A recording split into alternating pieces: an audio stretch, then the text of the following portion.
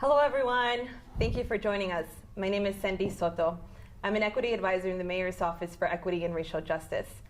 We're here today with Dr. Allison Arwady in the first of a series that we're calling The Doc is In.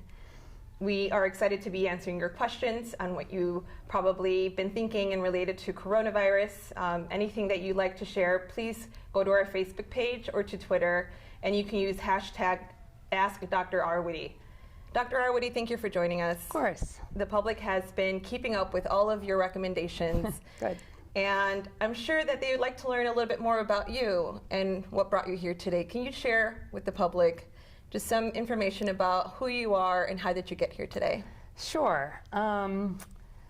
And first I'll just say, my goodness, what a week this has been, right? At the Public Health Department, usually a lot of the work that we do is very under the radar and people don't always notice it. And really just in the last week, the fact that, we're now sitting and doing this and thinking how important it is to be answering questions for the public just tells us what a major shift it's been. So, I'm a doctor, I'm a physician. I did my training in both internal medicine, which is general adult medicine, and in pediatrics. So I'm also a pediatrician, and I actually still see patients. Right now, that's on hold because we've been a little busy, but usually once a week I see patients in the large free volunteer clinic here in Chicago. And I've been working in public health for a very long time.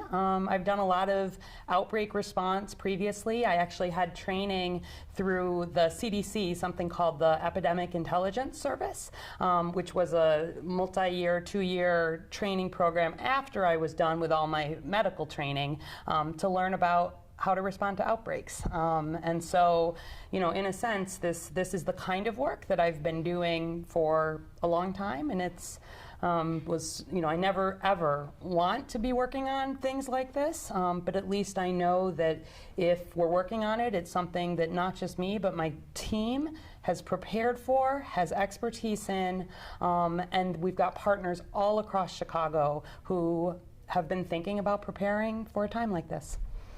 I think I can speak for all of us when I say thank you. Thank you for being committed and really stepping up in this moment in which we are all wondering what's going to happen next.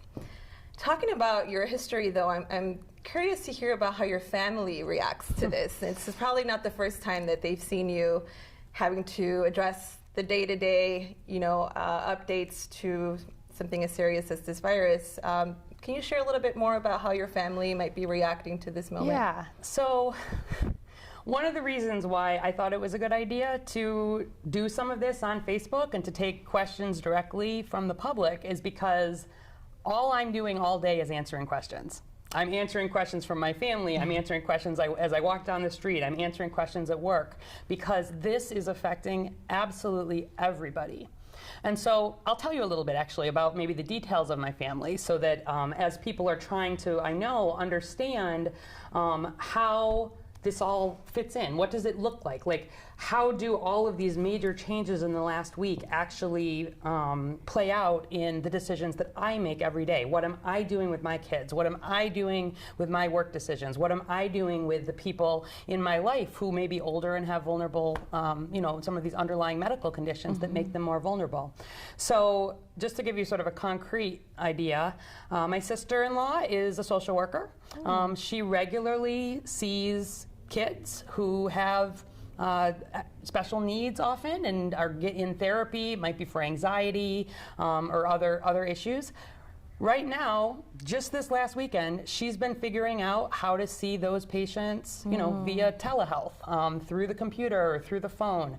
It's really important that those kids keep getting the therapy, right? If you think about people who have some anxiety potentially at baseline, it's important that those mental health services are there, but she's needing to figure out how can some of that happen not in person. My brother, her husband, he works at a bank, and he does sort of customer service. He's able to work from home. there was someone at his place of work who was diagnosed with coronavirus, and there was a letter that was sent around, and so he's calling me. How concerned do I need to be? What does that look like? And so, I talked to him, and that's where I'm really, and I want to use this time too to really educate, what does it mean to be at risk? When do I need to worry? And then I've got a sister who works in the arts. Her job was canceled. Her jobs for the foreseeable future are canceled. She's home. She's taking care of her son.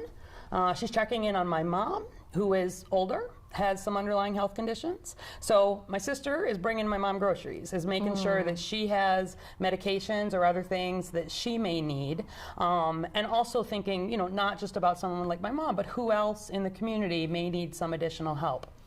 The one at work still is one of my other sisters, because she's a pediatrician. And so healthcare workers are in the group that we really need to support to keep working. Not just healthcare workers and not just the doctors or the nurses, but thinking about all the people who help make hospitals run, right? So, and not just hospitals, outpatient settings too. So sure, we're thinking doctors and nurses, but we're thinking about respiratory therapists and the people who draw the blood and the people who help move patients in the hospital and the cooks and the security and the people who answer the phones and the triage. Like, there's a lot that goes into the healthcare system. And we need to keep those people working, because we need to have a way to help care for individuals. And talking about those people, I have a sister who's a phlebotomist. Yes, exactly. So she's been sharing with me what she's been seeing. How can we support them and ensure that they're not overwhelmed and supplies don't run out? Yeah, absolutely. So first of all, from the supply perspective, the Chicago Department of Public Health does have an emergency preparedness program, and you've probably heard me talk some about the fact that we actually have a pandemic plan. We have a plan. We exercised it as recently as last summer, when we pulled people together and we talked about what it would look like at different stages. We talked about what would happen if we needed to close schools. We talked about what would happen if large events were being canceled.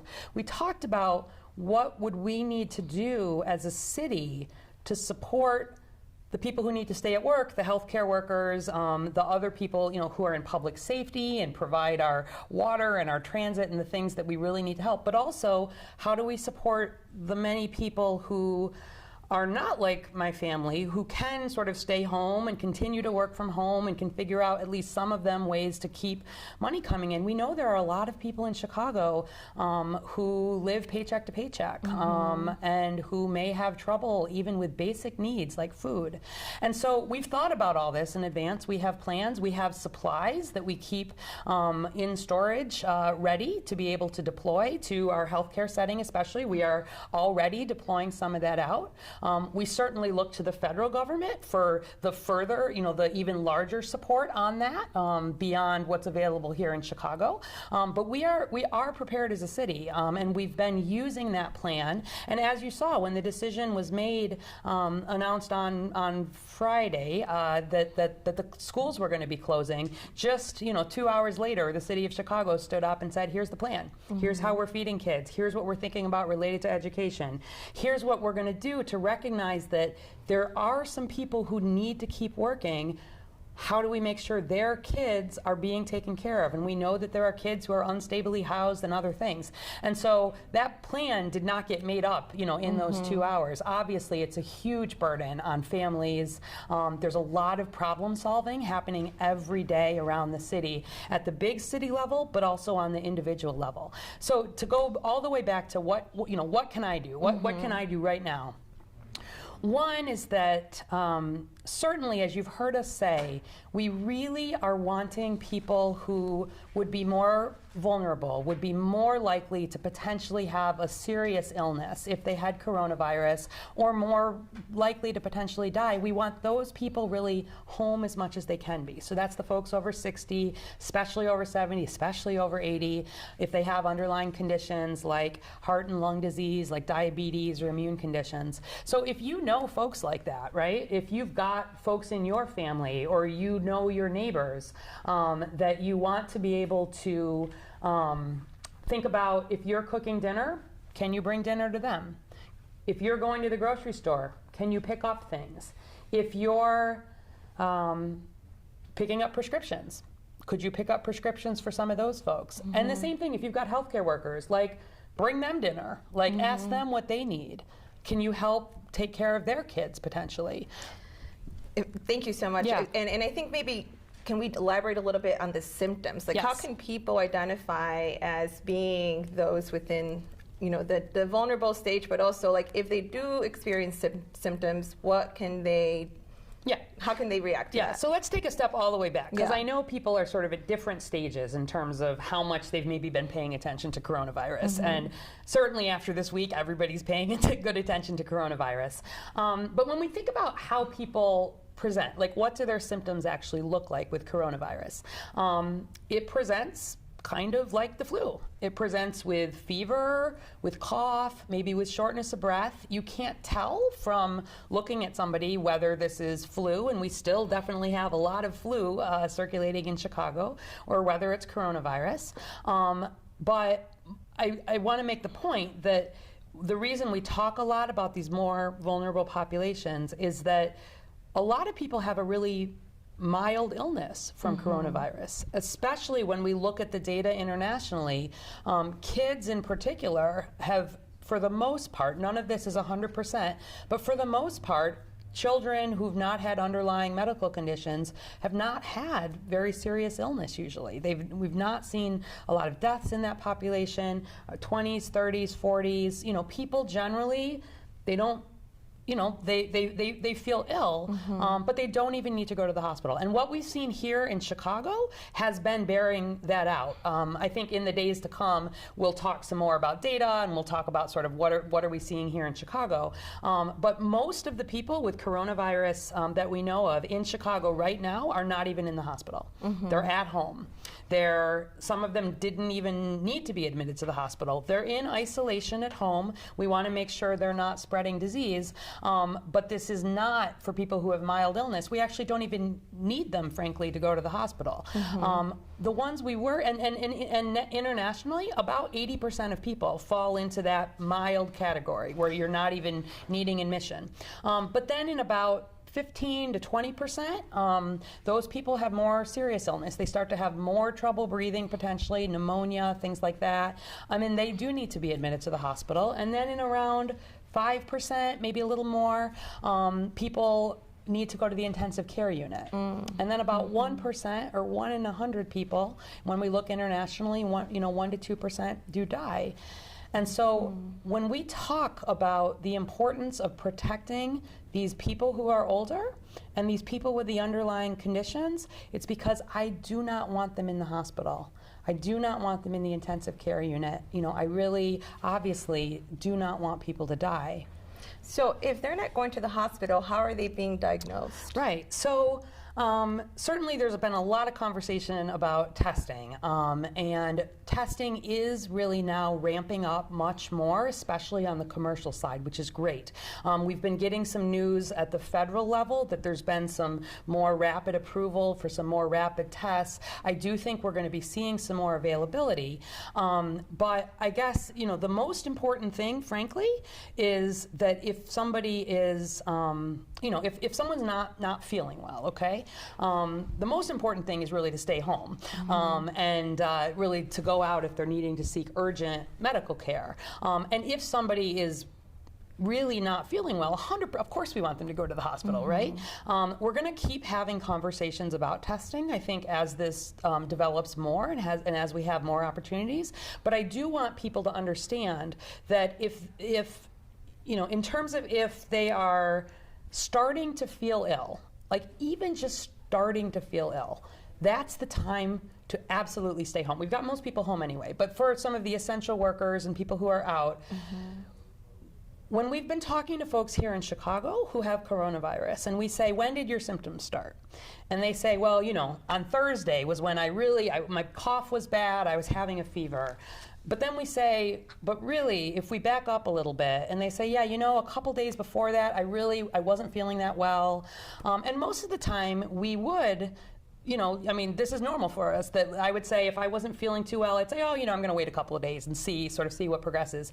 We really want people home from the time that they're not feeling well. We think that there's potential for virus transmission even in those very early stages. And so stay home when you're sick has been this top line message, and then try to keep people who may be sick away from the vulnerable populations. Thank you. And we're going to start taking questions now from the audience. The first question that I will pose is, what is social distancing? Yeah, so social distancing is a term that basically means being aware of how close you are to other people to help prevent the spread of disease from person to person. When we think about coronavirus, this is not a disease like measles that is in the air, that I would be concerned about infection being in the same room with someone for a few minutes. It's not like that. This is a disease where we are concerned about close contact, and the way that the CDC defines that, and as we're doing interviews with people, we really are thinking about at least 10 minutes of close, face-to-face, within 6 feet kind of contact. And even more than that, when we play it out, where we've really seen transmission, mostly it's in households. If you think about the cases that we've had here in the area, it's a husband and a wife, it's a person and her family members, or it's a healthcare worker who may be caring for someone without all of the personal protective equipment on. It's that close contact that is really the biggest risk. And so social distancing is about being aware of what is around me, trying to keep distance from other people. I early voted yesterday, and I was really pleased to see that at the polls, people were calm, they were keeping distance between them in line, and they were thinking about, just keeping some of that. So the big crowds, that's not what we want. There's no way to have social distancing there. Where people need to come together, we want there to be space. Is it safe to say that tomorrow's a good day to go out and vote, that we can feel safe and not worry as long as we keep our distance from one another? Yeah, so I think personally that this whole situation has shown how important it is to have leaders at every level of government who are competent, truthful, looking at the science, and really making decisions that are the best thing for the public. And I think our decision makers here in Illinois and in the city of Chicago especially have been fantastic about doing that. So I really want to make sure that the people who are representing me in government are the people who I trust to get us through crises like this. And so I felt, there are a million things I could have been doing yesterday, right, besides early voting, but I felt really strongly about doing that. So I know that there's been a lot of work to make sure that the polling places are as safe as they can be. Doing some of this social distancing, the washing your hands, they're cleaning off voting machines. We broke the record, I understand, for the vote by mail, where that was collected, and that's great because if people do have a big underlying condition and they're worried about it, this is balancing risks. I understand that, but voting to me is something that is an essential thing that does need to happen. I agree. Yeah. And if you're just joining us, please, you can either ask a question by going to the Twitter account, or please join us on Facebook, and the hashtag is AskDrArwady. Now, another question from the audience. Can you please share with us if you can be infected twice? So we continue to learn about this virus every day. I'll remind people, we call this COVID-19 because it's coronavirus disease that was discovered in 2019. That's where the COVID-19 comes from. And it was only discovered at the very end of 2019, sort of November, even December. So we've only known about this virus in the world for a few months, and so there continue to be a lot of research, and I will be absolutely, transparent in terms of sharing what we do know. Most likely, people are not able to be infected with this twice. I can't say that 100%. There are studies about this, but we think that when someone has been infected, they then, assuming that they recover, which the great majority of people do, they would then be immune to reinfection. Obviously, if we learn more about that and it's different, I would share differently, but that is a piece that right now, based on what we understand, I think is the most likely, and that is a piece of good news. That's great. Good news. Probably not the news that we want to hear in terms of just it being completely gone, but one thing that we keep on hearing is that we need to wash our hands. Yes. Can you please tell us why it's so important to wash our hands? Yeah. I had somebody ask me, are you just telling me to wash our hands to give us something to do? And I said no. So the importance of washing hands has to do with the main way, again, that this is spread. So when someone is sick with coronavirus and they're coughing a little bit, they're sneezing a little bit, or a lot, the droplets that come out of their nose and out of their mouth can get onto their hands, right? It's very natural for someone to cover their mouth with their hand. That's also why we talk about using a tissue and throwing it away, washing your hands a lot. And the problem is, say I had coronavirus, and I felt a little sick maybe, I was starting to cough, but I was out and I start coughing and I'm covering my mouth with my hands, not washing my hands, and then I shake hands with somebody else. It can then get onto the next person's hands, and the way the virus actually gets into somebody's body is through your eyes, your nose, or your mouth. And so if that next person does not wash their hands without even knowing it, they may have been in contact with someone. That's why we're doing the elbow bumping, right? We're really not having people shaking hands. If someone has coughed or sneezed and there's droplets still on, on the surface where they've done that, and someone touches that with their hands and then inadvertently touches their eyes, their nose, their mouth, that could be a way for spread. So hand washing, it sounds really basic, but it is so important because it's a way to really help keep not just coronavirus, but all of the germs off of your hands. And then trying to do that, not touching eyes, nose, mouth, is really important in terms of stopping spread. Thank you. We have 5 more minutes, so I'm going to try to get 2 questions in. All right. The first question is, how long after exposure will a test be positive? And the second question is the coronavirus airborne? People keep saying this. Okay, so let's take those one at a time. So the first question was tell me again? How long after exposure will a test be positive? All right, so the kind of test that we're doing for coronavirus is, it's not a blood test. It's a test that actually, it's a swab in the nose or in the back of the throat that's looking for the presence of active virus. And there has to actually be enough virus for the test to be positive. So it's a question we get a lot is like, why can't you just test everybody right now? If people are not having symptoms, the concern is you could do a test and it would be negative, and then a day or 2 later or 3 days later, et cetera, the virus builds up to a point where you would detect it. And so we talk about this incubation period. People have been hearing 14 days probably a lot if they've been hearing any number. 14 days is the time from exposure.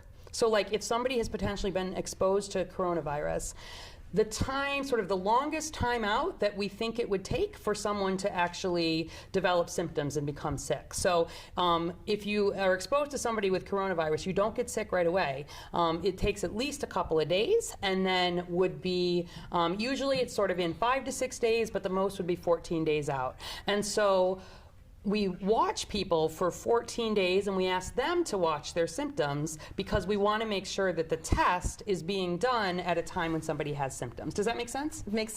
That makes sense. Hopefully that made sense to you all. And then the second question is, what can I do if my loved ones suspect that they have coronavirus? Okay. I'm sorry. I take it back. That one got shifted. Is the coronavirus airborne? Okay, good. Yeah, I was like, I know there was another one in there. These questions are moving pretty quickly. Yeah. So again, the airborne question, there are different levels with which diseases are infectious. Measles, which is the one I said, is one that is truly airborne. We worry about people who are even in the same room. Somebody with measles who is exposed to people who are not vaccinated, et cetera, would spread to an average of 18 other people. It's very infectious.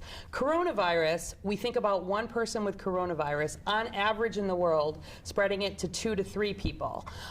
And right when someone is sort of coughing and sneezing, et cetera, there is some, in the air there, in this close contact kind of way, probably for some time.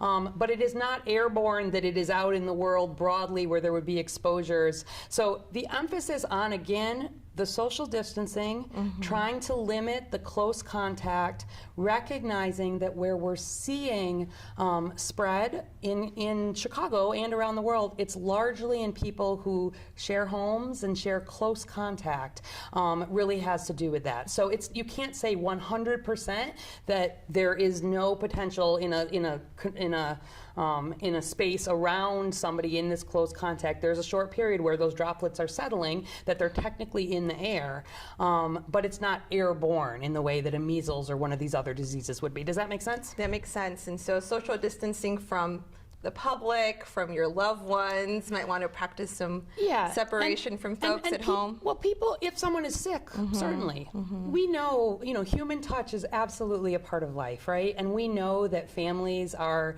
in touch with each other. That's a normal, healthy thing to be doing. But especially if there are people who are in that older age group or have these underlying conditions, even if somebody in the family's not feeling well, that's probably a good time to keep a little bit of distance. And just being aware of trying to limit the number of people who you're having a lot of exposure to, especially if you're in those underlying conditions. A lot of people are staying home right now, and we do need people at the same time with this staying home, people who are younger and healthier, to really step up and help people who are going to need it. Thank you, Doctor. Yeah. We really appreciate it. If you have any more questions, you can join us tomorrow, or you can go to our website at chicago.gov/coronavirus. Tomorrow we'll be back on. Please send questions. Thank you so much for joining us.